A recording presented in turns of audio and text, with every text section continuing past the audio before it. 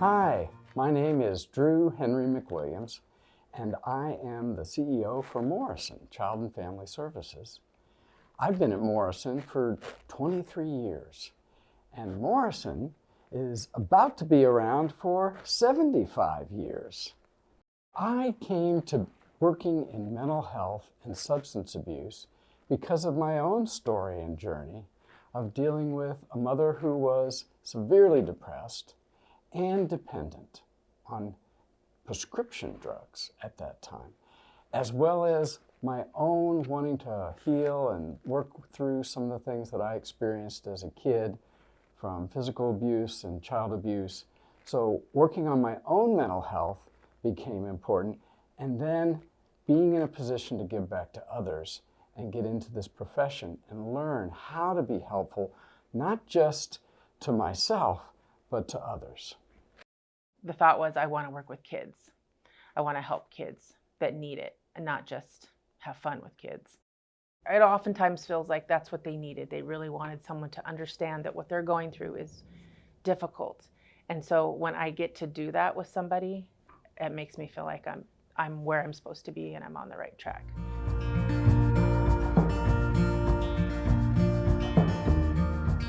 All of the kids in our programs, all 4 of our foster proctor programs, have a mental health diagnosis of some sort.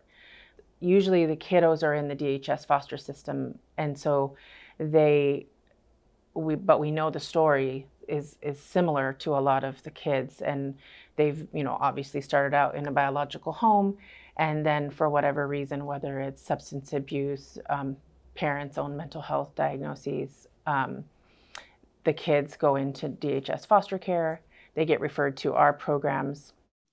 And at first you see them a little bit hesitant to open up or a little bit more reserved, but it's good building that trust and the rapport, and seeing them open up and have a connection with adults, positive connection. I think everybody grow up together because we're learning from kids, they are learning from us. Opening up our home is it's great. Open up your heart and being available and caring for each other, caring for ourselves and people in the household and hopefully people in the community, which is may hopefully makes an impact on the long run. The kids are supported and the family is supported when they get home, whether it's support, where to find food, where to find clothing. DHS helps with all of the, like, do you need housing? Do you need parenting classes? Does the parent need any more mental health therapy? And that's the amazing thing about people using the service, is that they're so thankful for the help they get. And I'm sure you guys with NAMI feel the same way. The minute someone says thank you and that you can genuinely tell that you've helped, that is the best thing.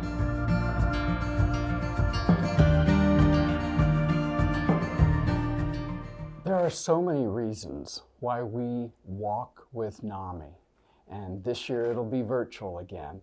And that's because we have so much in common in helping kids and their families work through and seek recovery and get into recovery programs around mental health and substance abuse.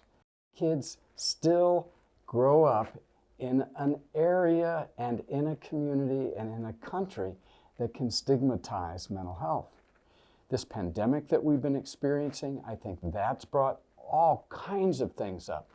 Isolation, reliance on your close-knit family, but it's also brought some stressors, or it made it even more intense. So it's been these opportunities to relook at things and work through things.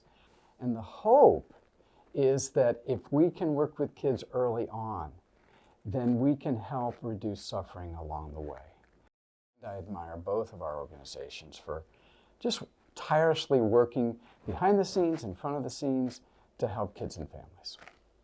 I think this journey of getting better and better at being more and more upfront with families and helping kids be more and more upfront with their parents, with their family, about some of the struggles they're going through and some of the things that they need to have different so that things can get better for that youngin', for that family. are what has been a part of the journey that I've been a part of in my career with Morrison. And when I think of the future, I think the positives is that more and more people are getting it, that when we say the words mental health, we're talking about emotions, we're talking about how we think. So our emotional health, our intellectual health, our social health, how we get along with one another, our spiritual health, whatever that means to somebody, and our values. And this has been one of the most inspiring kind of partnerships going, because the kind of campaigns that both of our organizations do to destigmatize mental health. Our kids, their parents, their families are so much more than their diagnoses.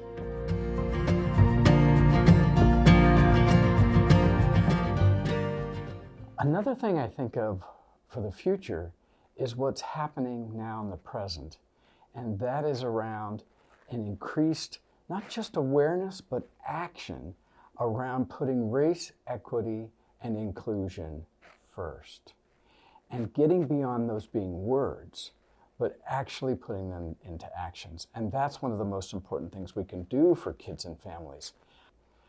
When I think of some of the things that we've been doing in outreach to kids and families so that they know that this is a safe place to come to, because let's face it, poverty and the effects of racism are traumatic.